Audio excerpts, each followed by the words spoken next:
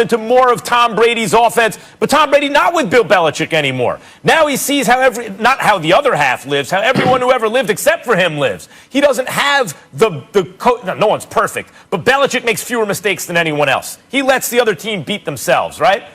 So he doesn't have that anymore. He's with a coach who's human. He makes mistakes. He's good. I think Bruce Arians is a solid NFL coach. I think he's a good coach. You know, he's not Bill Belichick. So now Brady is dealing with that. Guys, as I said yesterday, the over-under for wins for the Bucs coming into the season was 9.5. I like the over. I like them to win 10 games. Everyone's like, oh, they're going to win 12, 13 games. Brady's so great. No. Brady is, as his QBR shows, he's an average quarterback, which is amazing at his age. And I would say he's a little over average. It's Tom Brady. I agree with that. But like middle of the pack. High middle, maybe, even though the stats say maybe low middle.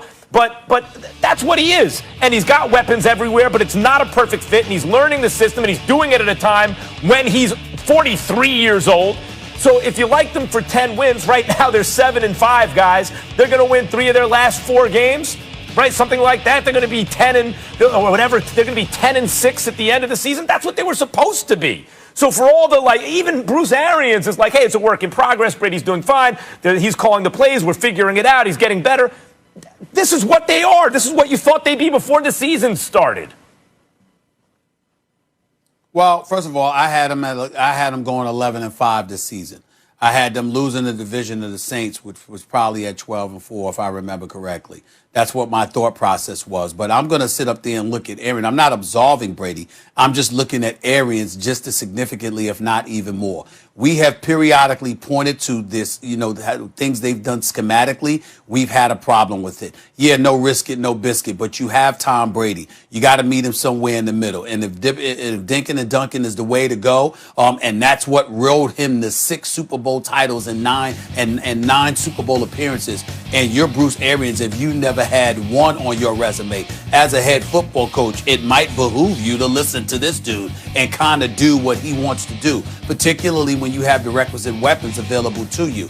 And that's what I'm thinking. I'm also thinking about the fact that you got a defense that's ranked number 1 against the rush, but number 24 against the pass. And I'm looking at what you did to that good dude, Carlton Davis. We don't know if Carlton Davis will ever recover for that beat down. I mean, it's rare that you see a cornerback not only alone on an island, but left alone on an island to be so thoroughly embarrassed the way that he was by Tyreek Hill. 1 minute you sitting up there and you backpedaling before you catch touchdown passes. Another minute you backflipping into the end zone and posing on the opposing team's turf. All in the first quarter with 200-plus receiving yards. In the first quarter, it was just embarrassing. They had the camera on Carlton Davis. You see his head down. I don't even remember what he looks like because he had his head buried so low for so long on Sunday afternoon. And then let's get into Antonio Brown. I'm sorry, I know that he's not been around that much longer, that long rather. But this is Antonio Brown we're talking about here. You tell me on what day in the illustrious on-field football career of Antonio Brown where he's been targeted 3 times and catch 2 passes for 11 yards. You trying to tell me you don't know to get that man the ball? I love Mike Evans. Chris Godwin's no joke. Gronkowski is a reliable weapon. Scott Miller is all right. We get all of that. This is Antonio Brown. Now, we can say what we want about the headache he might be off the field based on some of the problems that he caused. But there is no question that on the field, we're talking about a Hall of Famer, one of the elite receivers this game has ever seen. 2 receptions for 11 yards, 3 targets against the Kansas City Chiefs. What the hell is going on here? You're damn right I'm looking at Bruce Arians, not just Tom Brady. I'm looking at Bruce Arians. I would say the biggest disappointment for me this season with the Tampa Bay Buccaneers has been the evolution of their blocking schemes for blitz pickup and 4-man rush, for lack of a better word. As you're looking at this team, week after week in the development of it, they have not figured out how to protect Tom Brady. Here is the difference. Everybody talks about, hey, we're going to motion. We want to use motion, and that was the whole, clip with Mike and the whole conversation he's having with BA.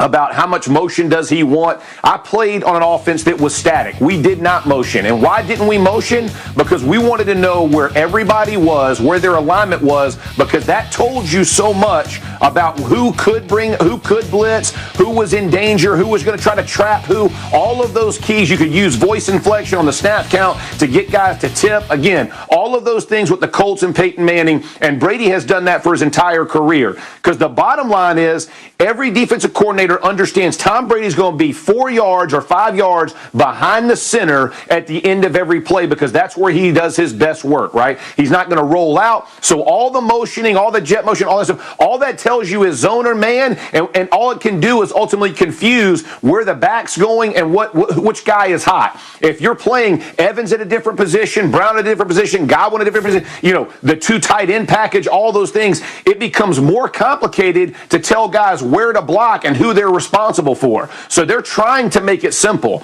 The issue is they're not executing what's being called. Whether they have a 6-man pro and then you saw Kansas City bring 6 and they still get pressure, that's execution. That's not just on the head coach. I would say this. I am hoping in the bye week, Tom Brady and this offensive line and the running backs and the tight ends, everybody who's involved in blocking it up, because that's the answer you heard from Bruce Arians is we have to learn to block it up because, he's going to call the plays and he's going to do what he does, right? Understand what that means and go back and figure out what's the best way, because when Tom Brady is protected, he is effective. Here's the bottom line. With motion, he has an 18 QBR. Without motion, it's like 86 QBR. So we can't say that motion is the answer, right? So what we do have to figure out is how do we make him his best? That's by keeping him clean in the pocket. Is he playing as well as he has the past? No, I'm not saying Tom Brady is doing everything he should do yet either, and I think he's owned that. But as an offense in totality, they have got to figure out pass protection and how vital it is for this offense, because the whole no risk it, no biscuit conversation has to begin with that you have protection to get the ball down the field. It takes 4 seconds for a guy to run 40 yards, man. Like, if somebody's trying to stop him in front, it's not just all of a sudden it happens. So figure that portion out, and I think this offense catches up. I will say, Stephen A., I believe you brought this up.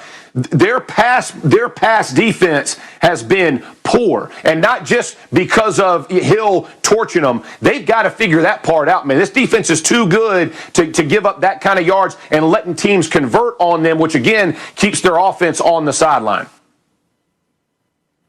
Look, okay, fine. Those are details why it's not going perfectly. Every team has them, including the Bucs, right? And you're breaking it down. I get it, but it's still a top 10 defense, however you slice it. Whether or not it's quite the elite of the elite or just top 10. And it's almost embarrassing how many weapons he has. Like, you just said it. Antonio Brown, Godwin, Evans, and then Gronk, who he's like out there, like, it's unbelievable. So if you got a defense and you got a coach you think is using this, like, blocking schemes imperfectly, and you have an embarrassment of receivers, I'm not trying to hear about, it's the coach.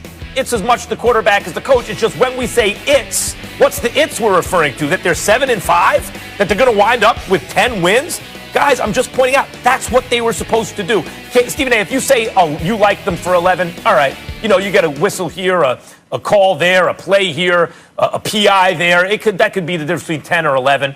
But they were, to me, and the odds makers thought they're either a 9 or a 10-win team. I'll take 10. That's what they're heading for. This is what you got. Brady's not going to suddenly become an MVP again. He's not that player anymore. He's a professional quarterback. He's a starter, and he's got a lot of weapons on the team, and so they're winning. They're winning more than they're losing, which is what you should expect. But, Max, like, I hear you in the overall record. My concern is the regression that you're seeing in the offense as a whole, right? Or I guess they haven't reached the potential I thought they would have gotten to by this point. That's the part that concerns me. It's not their overall record, whether they're going to win the NFC South or not. I thought this would be a team to be feared in the playoffs. But by the style that they're playing, that's not even a question right now, because you're seeing them play play against good teams and really get dressed down. That's my concern. Is I would have thought they would be ascending into the playoffs because I thought it would take time. I just haven't seen them catch up that much, and I did think defense was going to have to carry them. So top 10, whatever. But from the past perspective, they got to get, because I think that's going to carry them. But to your point, their overall record, I get it. But I'm saying I thought they were going to be a force to be reckoned with come playoff time because of the weeks. It just hasn't gotten there as fast as I thought it was going to happen.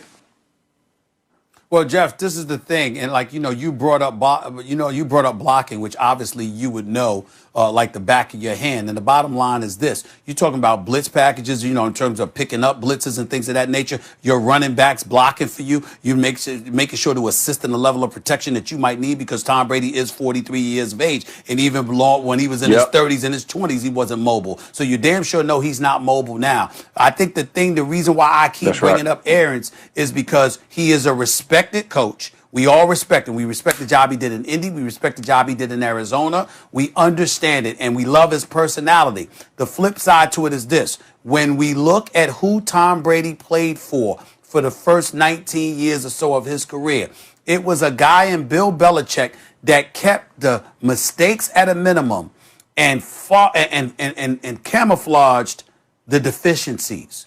Bruce Arians is not doing that.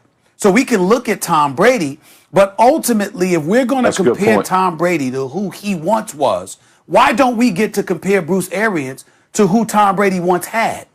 Because he has 6 titles and 9 Super Bowl appearances. And here you are, Bruce Arians, with these bevy of weapons, and you no longer have a quarterback that's throwing 30 interceptions in a season, and still somehow, some way, there's always a problem. It's the defense. It's the second.